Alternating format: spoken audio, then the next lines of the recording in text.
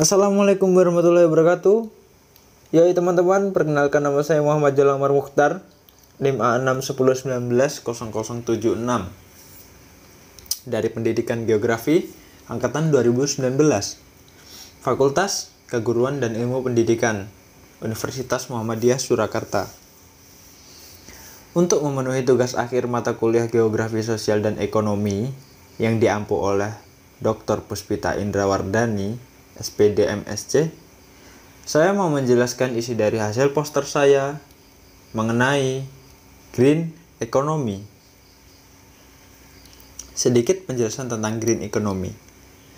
Green economy juga berarti perekonomian yang rendah karbon atau tidak menghasilkan emisi dan polusi lingkungan, hemat sumber daya alam, dan berkeadilan sosial dengan menggunakan kotoran ayam yang dijadikan pupuk kompos, dan akan mendukung konsep green economy dalam mengurangi pupuk kimia yang mengakibatkan limbah.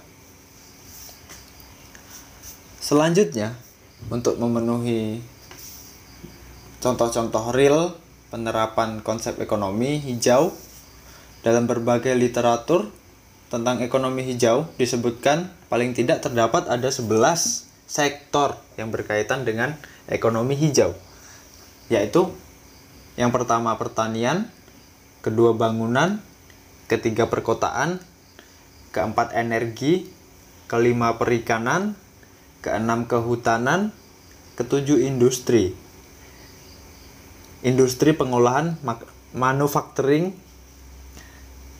ke-8 pariwisata, ke-9 transportasi, ke-10 limbah, dan yang terakhir adalah yang ke-11 air.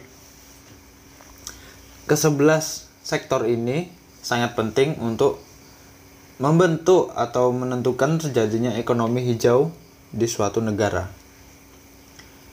Banyak kekeliruan dalam pengembangan di dalam sektor-sektor ini, dan keterkaitan di antaranya akan berpengaruh besar terhadap proses pembentukan ekonomi hijau di negara tersebut.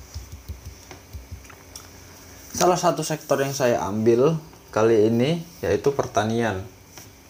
Pertanian merupakan sektor memegang peranan penting dalam membentuk ekonomi hijau, karena dari sektor inilah sumber pangan diproduksi. Sektor pertanian ini menyerap sebagian besar tenaga kerja dan menjadi sumber pendapatan, baik secara rata-rata di suatu negara maupun secara global. Dengan demikian, pengelolaan pertanian yang berkelanjutan, sustainable farming, akan membentuk atau berperan besar dalam pembentukan ekonomi hijau di suatu negara. Hal lain yang lebih penting lagi, bahwa komposisi kemiskinan dalam sektor pertanian juga sangat besar, sehingga pembentukan sustainable farming akan menjadi peluang baru sebagai sarana menurunkan kemiskinan di sektor pertanian. Baik, cara pembuatan pupuk kompos menggunakan kotoran ayam. Yang pertama, campurkan terlebih dahulu pupuk organik MBio dengan gula merah dan air. Diamkan terlebih dahulu selama kurang lebih 12 jam. Larutkan gula merah berfungsi sebagai pengaktif pupuk MBio. Kedua, campurkan pula kotoran ayam, sekam padi yang telah digiling tadi, serta dedak, aduk-aduk hingga bahan-bahan tersebut tercampur rata. Limbah pertanian yang tidak bisa dimanfaatkan untuk bahan pembuatan pupuk tidak hanya sekam padi, namun jerami pun bisa diubah menjadi pupuk. Usahakan melakukan proses ini di atas ubin yang kering.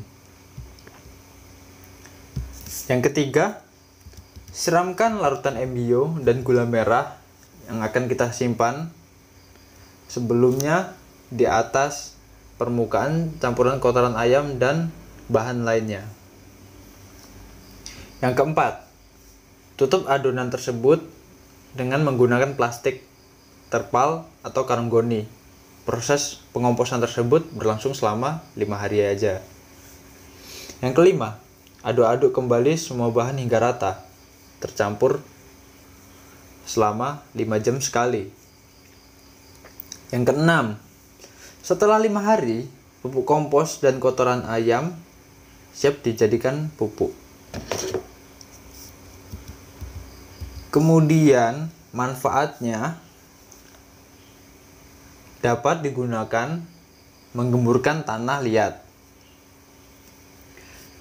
sebagai pakan ternak, ikan lele, atau mempelajari seputar budidaya.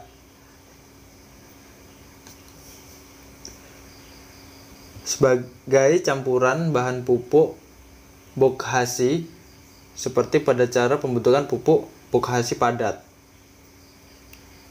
Yang terakhir yaitu manfaat terakhir, penghasil bahan bekas gas bio.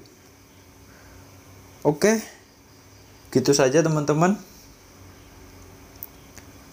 Saya akhiri. Assalamualaikum warahmatullahi wabarakatuh.